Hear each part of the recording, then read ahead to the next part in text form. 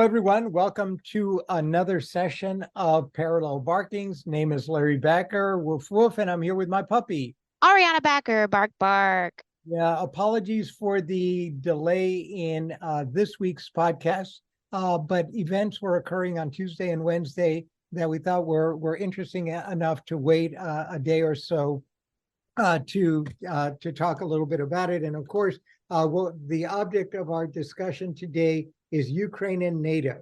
As many of you probably know, and those few of you who don't, we'll try to fill in some of the gaps and in my own way of narrating with footnotes, but hopefully you'll be able to understand what we wind up saying.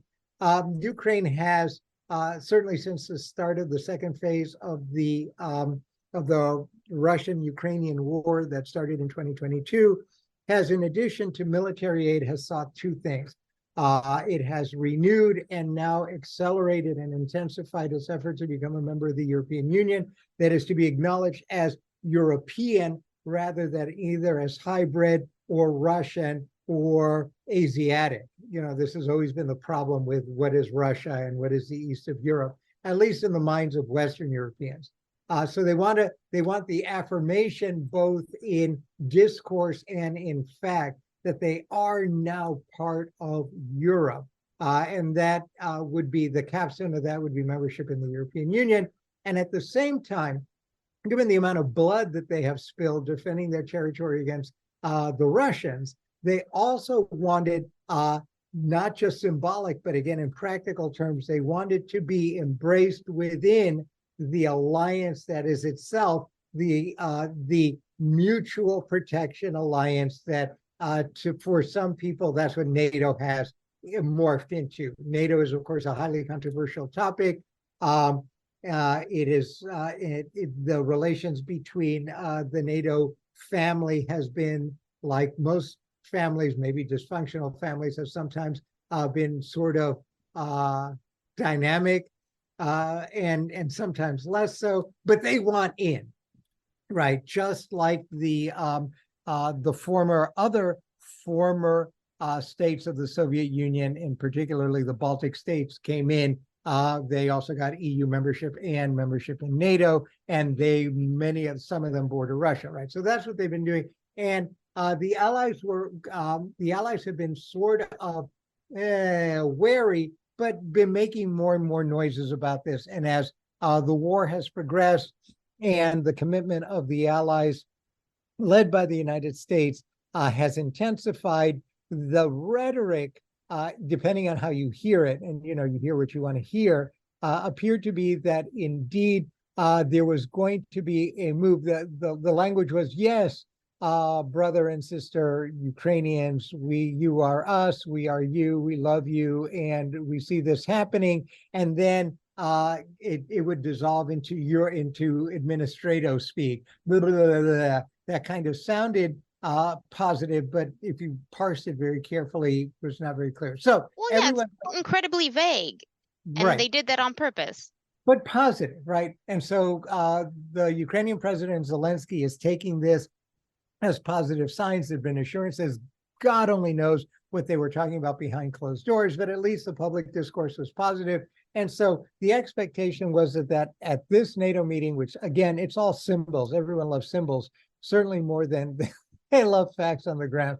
So they're holding the NATO meeting symbolically in Lithuania, which is just a couple of clicks from the Russian border, where all of NATO heads are meeting. And the expectation was not that Ukraine would be made a member of NATO immediately. God knows the amount of effort it took to bring the Finns in, and certainly the Swedes, given the Turkish temper tantrum, or rather, put a different way, they're bargaining with respect to all kinds of things in order to move them to approve the Swedish membership. So no one was expecting that, but everyone was expecting, or by everyone, the Ukrainians and their supporters, that the NATO leadership would give the Ukrainians something concrete that is more concrete than you've been a good boy or girl or whatever it is you are.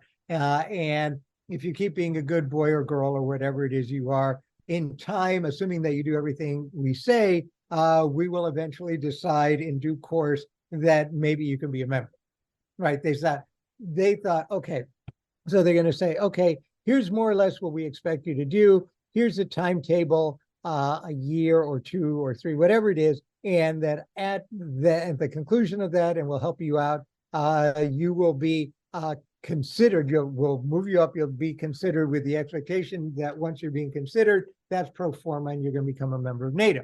Hooray! And so, what do we get in the Vilnius communique? We get these extraordinary 3 paragraphs, which essentially say it's that horribly, although it's very pretty sounding, that horribly It's condescending. well, you're being less diplomatic than I would be. But anyway, for those of you who are reading the NATO communique, it's paragraphs 11, 12, and 13 of the communique, which effectively says, look, yeah, we've been pussyfooting around or playing footsie, I think is the expression, since 2008. Actually, before 2008, we've got since 1997.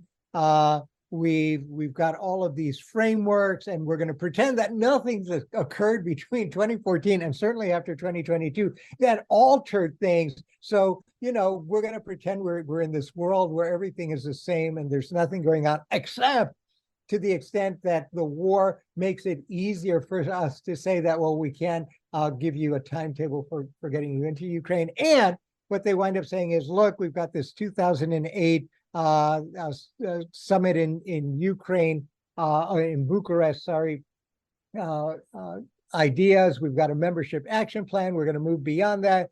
We've got the 1997 Charter on Distinctive Partnership of NATO and its 2009 complement. So we've got all of these things. And on that basis, we will continue to support and review Ukraine's progress on interoperability. So the notion here is interoperability, that is the fusions of their militaries, which is hysterical because that was not anything that apparently impeded the membership of the other Baltic states, but we'll put that aside.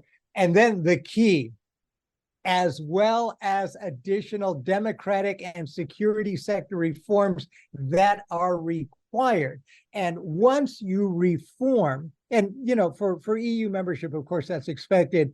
I recall friends from an Eastern European member, with now a member state, telling me how essentially what they were made to do was to blow off their own constitutional order, take the corpus of European law and translate it into the language of this country that will remain nameless.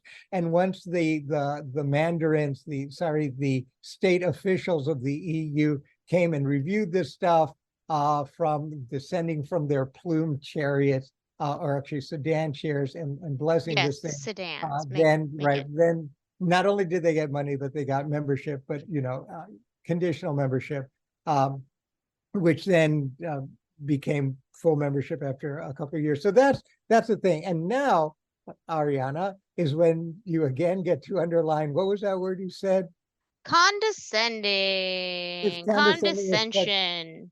Patronizing, and essentially saying, hey, look, bud, we're going to pretend that nothing's happened. We're still on the same track as we were when the world was very different. 2008, 1997 was a very different world. And if you do everything we tell you, including changing all your internal things, because we believe that you're a corrupt state, not a narco state, that's Latin America or Central Asia, but you're somehow a corrupt state, you're a barbarian, you're certainly not up to our standards. Once you redo your domestic legal order, and once we can assess the once you're up to the level. Yeah. It's like Downton Abbey. What does it take to move into, well, in this case, solid middle class status so that they could be in? Then maybe we can once we do these consider annual things again. Right now, we just need to sit on our thumbs. Okay. Right. And all of this will, and of course, the alliance, if they do all of this, are going to be very supportive of Ukraine in making these reforms on its path towards future membership. When, we don't know. Is it going to happen? We don't know. And then at some point in the future, we will be in a position, and they make it sound like it's some third party or some exogenous thing that is the predicate to them being able to make to change their position so that they can do this, when it's actually them. And so the language is both condescending and also quite remarkably how do you Passing say the buck. It's passing the buck. Right. Then we'll be able to extend an invitation to Ukraine to join the alliance. Again, quote, when allies agree and conditions are met. This is like the third time in this paragraph when they keep talking about agreements, conditions, and meeting them, and we don't know when, and we'll have these annual reviews. And but there are conditions, and we have no idea what those conditions are, but we don't. You bet your butts that there are that. They're there. It reminds me of the business world where an employee has been put on notice that their work performance is not it's a PIP. It is a PIP, a personal improvement plan or something. Right. And then they give it a personal improvement plan, but it's done so ambiguously that no matter what the employee does, it won't matter, because it'll be the administrator who will be in the position to judge whether and to what extent and when they will have met these things, and that could be a moving target or whatever. So it's a scam. In a way, it's a scam. And there's more, of course. This paragraph 12, right? Security is of great importance. So we're talking about interoperability, which should basically talk about the military, although this only becomes an issue when NATO wants it to be an issue. It's an issue now. And then, of course, tying into what the European Union would want, which is effectively cleaning up the domestic legal order house and then refashioning their constitutional and political and legislative order to suit Europe, as Europe understands it, in their overpriced buildings in Brussels, or Brussels, Strasbourg, and et cetera. But anyway, so they do that. They're also going to establish a NATO Ukraine Council. Quote, that is definitely what they need. They need another council. Well, no, they do. Another group of people to discuss things. Well, look, they need to, what's it called, NATO wash this. They have been accused for the last couple of years of playing the 1938 Czechoslovakia card.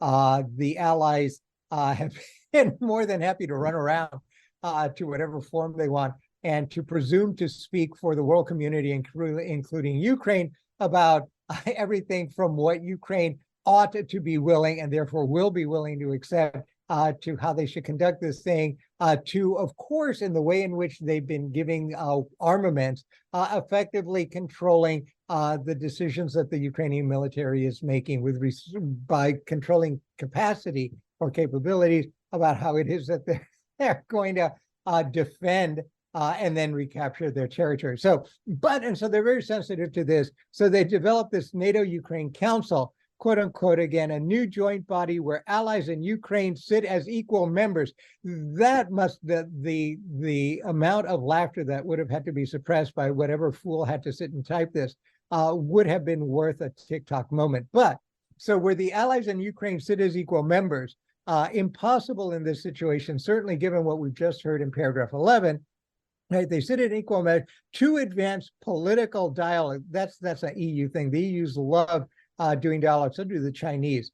And they figure if they can't fight you to death, they will talk you to death, or at least to disengagement. So it's to advance political dialogue, engagement, cooperation, and Ukraine's. Again, this is all a quote, and these are all initial caps. Ukraine's Euro-Atlantic aspirations for membership in NATO. So again, we move. We talk about path towards future membership in 11.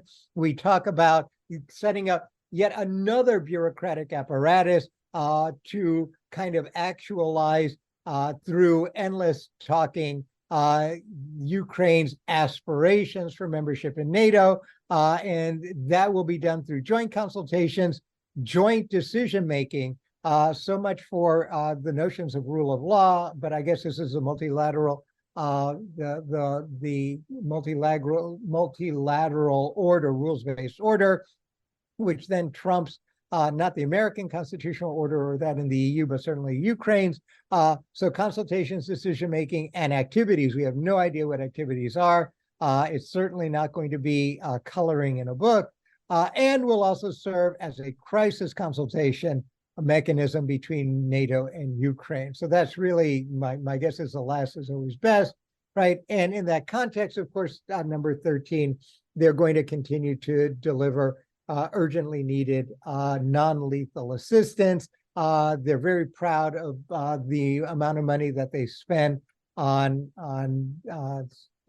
this, somewhere in the neighborhood of 500 million euros to support Ukraine's deterrence and defense in the short, medium, and long term. So many words. You'd think that lawyers and politicians are still being paid by the word, right? And so they've agreed to further develop this into a multi-year program. So the expectation appears to be that this war and these aspirational moments are going to take more than a year.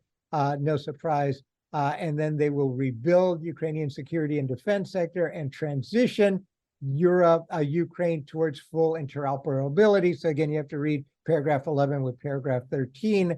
So you've got this apparatus and European money that will help this interoperability, which is then going to be joined with this other NATO-Ukraine Council. So basically the thing that NATO is building, not because they don't have enough of a institutional apparatus, they're building a multi-institutional additional supplemental apparatus for the purpose of constraining, guiding, and manifesting aspirations and future pathways sometime in the future, which will involve, I guess, to use the language of reality TV, a substantial makeover of Ukraine, which is just lovely.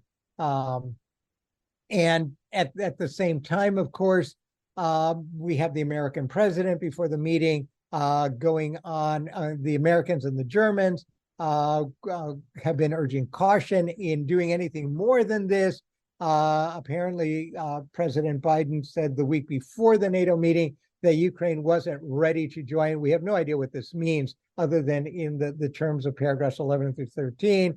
And this he told to his, I guess, one of the favored press organs, CNN, and again, in the context quote, because of their unreadiness to, quote, meet all the qualifications from democratization to a whole range of other issues. So yeah, it doesn't make sense. He keeps on saying that they don't meet NATO standards, but what are those standards? Well, apparently Ukraine is not democratized enough.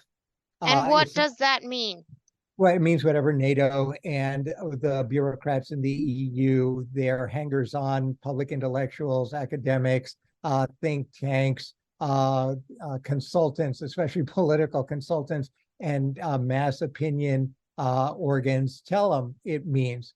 Right now, what it means is probably all kinds of stuff that is well beyond our pay grade. But anyway, so they, on top of being condescending, they're also insulting Ukraine.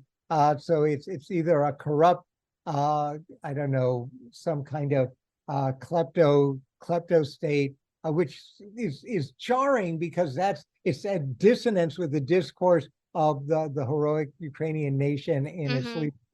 So there's so many dissonances here. And of course, no surprise, the Ukrainian president was underwhelmed enough to forget his place, because indeed, what paragraphs 11, 12, and 13 suggest is that when the Duke of Earl talks to some tenant on his estates, the tenant ought to be respectful, or some merchant who happens to be renting property within the duchy or the earldom. And he committed an act of lèse majesté. So he says, we value our allies, we valued our shared security, and we always appreciate open conversation. Ukraine will be represented at the NATO in the NATO summit in Vilnius. because it's about respect. So he's saying what they're saying. But Ukraine also deserves respect. Now on the way to Vilnius, we received signals that certain wordings are being discussed in Ukraine. And I'd like to emphasize that this wording is about the invitation to become a NATO member, not about Ukraine's membership. It's unprecedented and absurd when time frame is not set neither for the invitation nor for Ukraine's membership, while at the same time vague wording about conditions are added, even for inviting Ukraine. So he reads this the way we're all reading this, and he's not stupid, but he's willing to call them out on this. No one reads these communiques. He did, and he wants people to see this. Seems there's no readiness either or neither to invite Ukraine to NATO, nor to make it a member of the alliance, right, in this window of opportunity. And of course, so what happens immediately after? We have the, I wish I could, you can't say running dogs anymore, but you have NATO's wolf warriors. I'm using the Chinese, I'm transposing the Chinese term. Are you talking about Jake? You mean Mr. Sullivan? I don't know the man, but yes, I'm talking about that gentleman. But also, I'm talking about another gentleman, and I'm assuming he's a gentleman, but I have no idea. British Defense Secretary Ben Wallace. Ben Wallace was my favorite, of course, only because he was more. Mr. Sullivan was was more diffused, I guess. Mr. Wallace was more brutal. And basically said, I can't believe what's this Ukrainian, I'm paraphrasing, what's this Ukrainian dude all about? This man has a lot of cheek. He thinks that we're at Amazon. He comes to these meetings and he brings us a list of equipment, as he says, my God, I said to the Ukrainians when I drove 11 hours, God, to be given such a list. I'm not Amazon, Mr. Wallace said. There's a slight word of caution here. And whether we like it or not, people want to see gratitude. And that's essentially what Mr. Sullivan also said at a side event in Vilnius, not referring, the British Defense Secretary had no problem in calling the Ukrainians out by name. Mr. Sullivan, on the other hand, talked vaguely. The Americans love to do this stuff vaguely.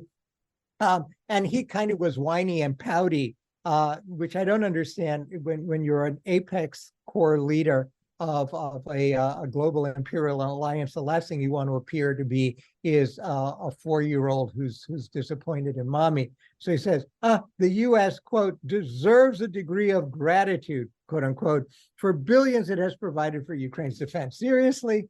And so apparently what all this winds up saying is, look, you're lucky that we even got you this far, and you're not showing gratitude enough. And indeed, because this exposes not only the kind of subordination and the subaltern status of Ukraine, but also Ukraine's desperation.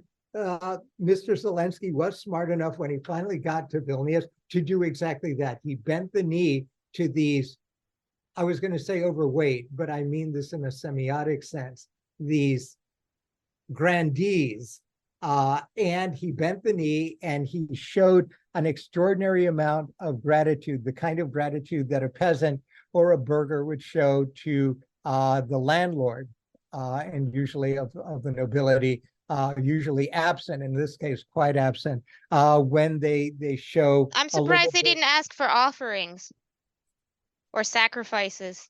Well, I'm glad you mentioned that. There have been plenty of sacrifices, but it's in the form of the corpses of the Ukrainian people and the corpses of the infrastructure and cities of Ukraine. But apparently that is not enough. That is not enough. It is not enough for the British and the Americans. We need a performance, something along the lines of, what's his name? Bippy the Clown?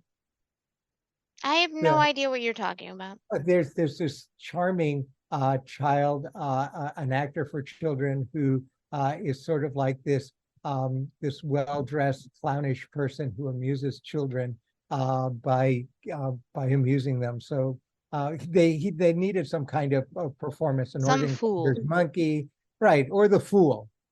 Right. No, the fool is usually mean, and now we're talking King Lear is the only one who actually talks sense. And maybe Mr. Zelensky is playing Lear's fool here, but he's certainly meant to be playing the nice, grateful person, which makes perfect sense, given the nature of the way the West has moved towards a kind of politics of gratitude from foundations, from grant agencies, and the like.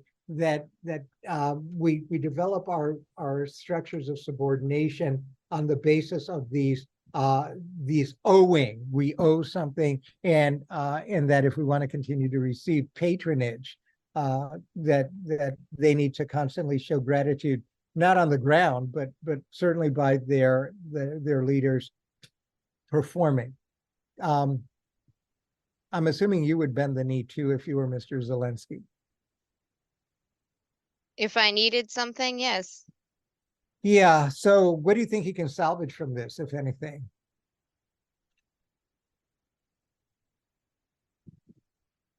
About as much as he did. About as much as he did. It is quite interesting. At least we've moved beyond in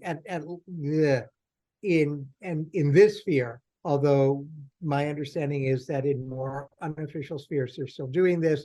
They're still considering ways of appeasing the Russians by to avoid this spilling over outside of Ukraine by conceding in one way or another Ukrainian territory for peace in Europe. Again, a variant of the Czechoslovakian gambit, but they believe. Like most people, I mean, all those people are dead.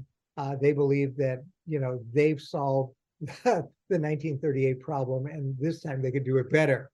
And that right. they will be lasting. Well, yeah, I mean, who knows? These folks live in a world to which we can gain no entry. And the only thing we can see is these carefully scripted public performances, and then we can surmise things when things don't go according to script, like when Mr. Zelensky publishes this intemperate, but quite truthful and revealing tweet. So where does this all stand? I think in the end, and for the moment, part of us ought to be not horrified, but perhaps comforted in knowing that that old Europe, and I don't know about the cluelessness of the Americans. The Americans are like teenagers who believe that, very smart teenagers who believe that they can play grown-up, and that they know how that is, and that requires a certain performative, the deployment of a certain set of performative tropes, irrespective of context, irrespective of the passage of time. They've done this before. The most brilliant version of this was the disaster that produced the breakup of what had been Yugoslavia. But the Americans are also in this context, and what Zelensky points out quite nicely is what the Americans are doing is proving yet again that, one, you can't trust a word they say, and two, even if they give you their word, they may not keep it. And this falls in. This is something that it's not a Democrat or Republican thing. We've certainly seen it in its full modern glory, starting with the Obama administration, reaching its heights in the Trump administration, and then watching a kind of decadent version in the Biden administration. This notion that America is the core of leadership of this liberal democratic alliance, can say what it wants, and it can mean what it says, and to the extent it feels like adding meaning to it. But don't rely very much on it. If you're Iraq, if you're Syria, if you're Afghanistan, the Americans will pull out on the drop of a hat. If you spend years, well, I mean, how can you rely on it when the administrations change so frequently? But they've been consistent. Each one of them, depending, whatever mood strikes them, the mood will be different in a Democratic administration and a Republican one. In either case, you can't trust what they say. And it's that lack of trustworthiness that again shows up here. So what Zelensky's frustration probably is is, oh my God, the Americans are at it again. They think they're these big, oh, I forget, whatever stereotype you want to use about them. I like the over-smart 16-year-old who thinks he's got to act in a particular way in order to show he's a big old man or he's a big old woman, a mature adult. And then he becomes a parody of himself or herself or itself or themselves. But what Zelensky again underscores is, we can't trust a word y'all say. Because and so now the NATO finds itself in a position of being untrustworthy. And that's a horrible position to be in. The Americans continue down this glory road of cementing in the popular imagination politically that, in fact, not only are they untrustworthy, but they're untrustworthy in real time. Their agreements aren't even worth, not only aren't worth the paper they're printed on, assuming they're in writing, but they may not last longer than the time it takes them to actually express whatever it is that they are telling you that they're going to do. Yeah, they're unclear. It's not even clear how long NATO will last in its current form. Now you're beginning to sound like people between 2016 and 2020. And that's a worry. That's a worry. And on top of this, of course, there's all this NATO infighting. Mr. Biden, the rumor has it that Mr. Biden blocked what had been a popular candidate because of his service in the UK military back in the 1970s and 80s. And they brought in another candidate and the candidate may work well, but that has caused a bit of ruffling of feathers. And then you got these two, I don't know what you call them. I guess if you're a Maoist, you'd call them running dogs, going off and biting Mr. Zelensky's ankle by pulling the gratitude gambit. And then you'll have assurance that no doubt what'll happen is Mr. Zelensky will be taken into these side meetings and given more assurances. But the language is forever. Whatever assurance you're given by some operative in some back room, unless you can transpose it and put it up on the internet, is really not going to be worth the breath that it took them to express it. And on the other hand, what he may become is even more cynical than he can possibly be now, and do what he needs to do to get the weaponry he needs, and then see what happens. The people who are most disconcerted by all of this, and you kind of saw this in the background, are the east of Europe, the Baltic states, the new members of NATO. The East is looking I suspect, with greater and greater apprehension is too strong a word, perhaps. Concern is the bureaucratic term. What appears to be, and again, I'm going to use a euphemistic term, the unrealistic attitude of older powers that have for a long time been lulled into an overwrought sense of security because they were under the American nuclear umbrella, and it was the Americans who were going to come and pull their bacon out of the pan, and they're bringing this attitude to a set of extraordinarily changed circumstances. The world has changed since 2014. These folks have continued to time travel back to, I guess, 1989 or 1990, and believe it's happy land. And it's causing some concern to people who are likely to be overrun by an inscrutable force with internal politics that tend to be dangerously chaotic, sitting in this subaltern empire to the east. So it's going to make for great. It's a soup that's going to be tasty. My metaphors are horrible. Sorry. But we'll see. I mean, in the short term, everyone's been sort of embarrassed, but the Europeans don't care very much, and the Americans will turn this to their advantage. Biden's got a right wing of the Republican Party problem. with them questioning sending guns to Ukraine. But that's a different problem. The Europeans have their own problems. Some of it is financial. Some of it is a problem of hypocrisy. They really, there's a lot of house cleaning that no one really wants to do. Some of them are more fragile than they care to admit. And I'm not talking about France here to some extent. I'm talking about the Americans. And, you know, a lot of house cleaning and getting your house in order is required. Zelensky is looking at all of this and saying, wow, we are living in really interesting times where even the appearance of strength and coherence and whatever is belied by the realities. But it beats being, you can't be a Ukraine anymore and face the ambitions or neuroses of these subaltern empires, because you're in the way. And so you need alliances, and you're going to have to, you pick and choose, and you have to live with the alliance warts and all. And this one's got a lot of warts. But there it is. It will be, again, interesting to follow. I suspect that this is one moment, a tiny instant of clarity.